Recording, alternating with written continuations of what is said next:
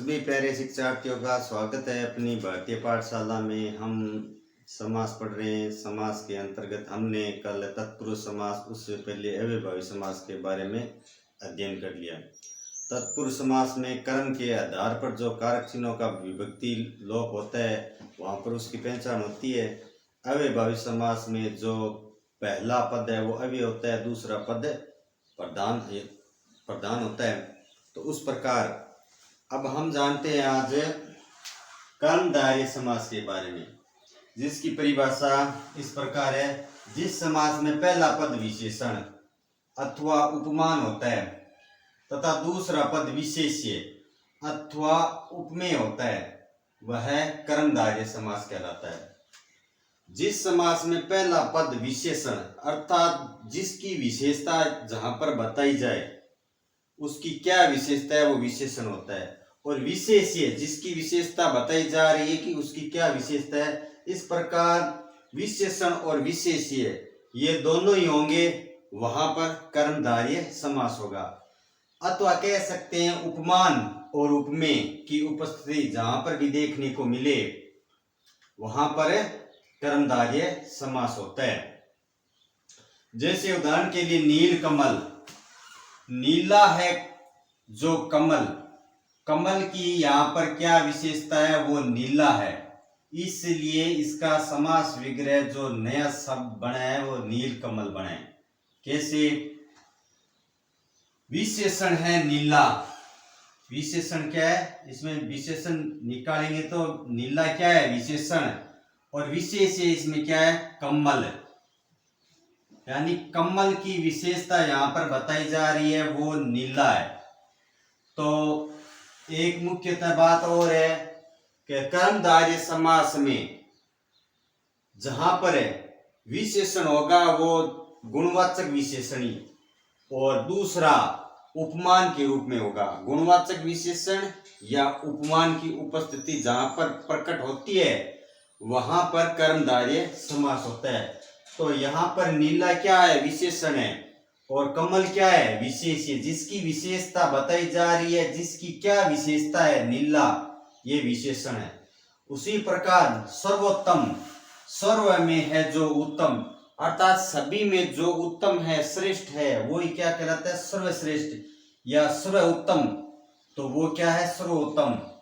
यहाँ पर उत्तम की विशेषता क्या है वह सर्व है, में उत्तम है, इसलिए समास विग्रह करने पर बाद में बना है सर्वोत्तम।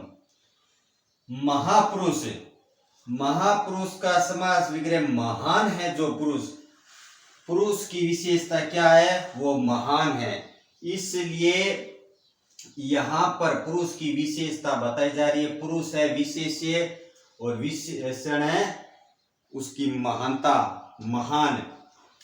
महाजन, महान है जो जन, जन अर्थात लोग, अच्छे लोग, महाजन जो क्या है महान है किसी कार्य के द्वारा।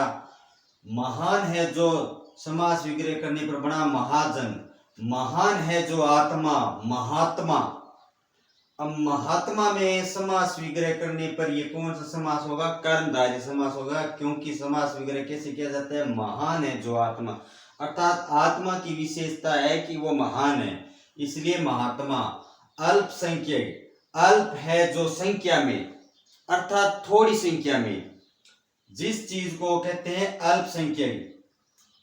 अंधभक्त, भगत की विशेषता क्या है कि वो अंधा है, अर्थात अंधभक्ति कर रहा है, अंधा है जो भक्त अंधभक्त। दीर्घायु, जिसकी आयु क्या है दीर्घ है अर्थात लंबी है, दीर्घ है जिसकी आयु दीर्घायु।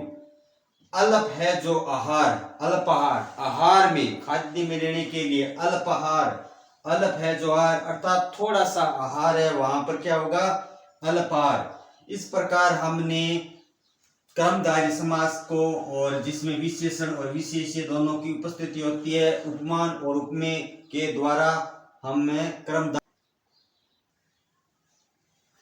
अब हम अगला भेद पढ़ रहे हैं द्विगु समास। द्विगु, जिस समास में पहला पद संख्यावाचक होता है वहां द्विगु समास होता है, अर्थात जिस समास में पहला पद संख्या का बोध करवाता है अर्थात संख्या होती है। जहां पर संख्या हो और दूसरा पद है जिसका संख्या के माध्यम से पहचान करवा रहे हैं, वहां पर है, आप समझ लेना, द्विगु समास है। जैसे चौराहा, चार राहों का समूह है या समाहार। पंचवटी, पांच वटों का समूह है। त्रिभुवन, तीन भुवनों का समूह है। सप्त सिंधु, सात सिंधुओं का, अर्थात सिंधु का अर्थ सागर है, सात सागरों का समूह है या सिंधु, उसको कहते हैं सप्त सिंधु। षट कोण, छह कोण, षट है कोण, जिसके कोण की विशेषता क्या है, छह। और यहाँ पर आप विशेषण के रूप में मत ले लेना, यहाँ पर संख्या के रूप में लेना है। तो इसलिए जहां पर पहला पद संख्यावाचक होता है वहां पर द्विगु समास होता है।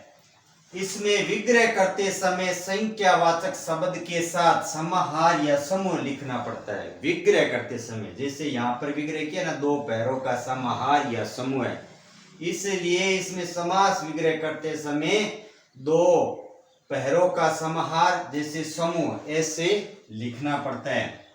जैसे अब हम पढ़ लेते हैं निम्न उदाहरणों को, जिनके माध्यम से हम द्विगु समास को पहचान सके। दोपहर, दो पहरों का समाहार, अर्थात दो पहरों का समाहार या समूह जो दोपहर कहलाता है। तो इसमें दो क्या है, पहला पद संख्यावाचक है, तो संख्या से हमें पता चल गया द्विगु समास है। चतुर्वेद, चार वेदों का समूह है, चार वेदों का समूह है या समाहार, वो क्या कहलाता है, चतुर्वेद। और पहला ही पद क्या है, संख्यावाचक, संख्यावाचक से हम पहचान गए द्विगु समास है। उसी प्रकार त्रिभुवन, त्रिभुवन तीन भुवनों का समूह है या समाहार, जहां पर तीन भुवनों को मिलाकर या समूह के रूप में बताए जाए त्रिभुवन, तो ये द्विगु समास है। पहला पद संख्यावाचक।